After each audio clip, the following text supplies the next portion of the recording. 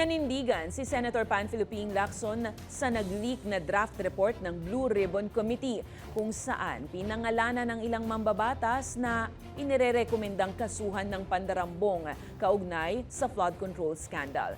Kailangan ng sapat na bilang ng lagda ng mga senador para maiakyat ang report sa plenaryo. Ang balitang A to Z ni Ace Cruz.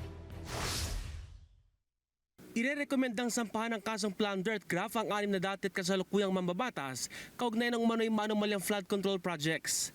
Yan ang kinumpirma ni Blue Ribbon Committee Chairperson Senator Panfilo Lacson Miyerkules ng hapon matapos may sa publiko ang draft ng committee report. Kabilang sa nirerekomendang kasuhan sina Senators Jingo Estrada, Francis Escudero, Joel Villanueva, dating Senador Bong Revilla at resigned Congressman Saldico at Caloocan Congresswoman Mitch Kahayon Uy. Recommended for filing of criminal administrative. Pinapailan na nga sila eh. Yun ang yun sa akin, that's the sensible part of it. Kung hindi namin recommend, inimbisiga na nga. Saan naman kami lulugar nun, di ba? Para naman kaming ewan. Ayon kay Lacson, sinubukan umano ng kampo ni Villanueva na humingi ng kopya ng draft committee report. Pero hindi namin mabigyan because ano nga yung draft yun eh. And we intend to present also to them, to the minority members of BBRC, yung draft committee report to also get their input.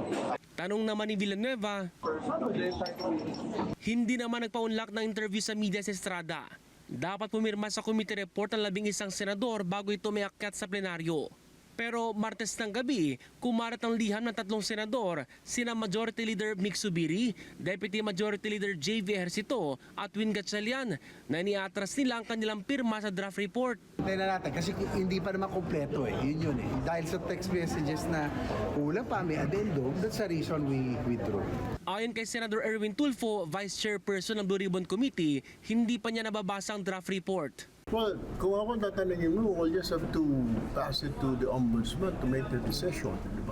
Bagong sesyon Miyerkules ng hapon, nagkaroon ng caucus ang majority black senators pero hindi tukoy kung ano ang napag-usapan. Una nang sinabi ni Lacson na posibleng madamay ang Senate presidency ni Tito Soto dahil sa usapin.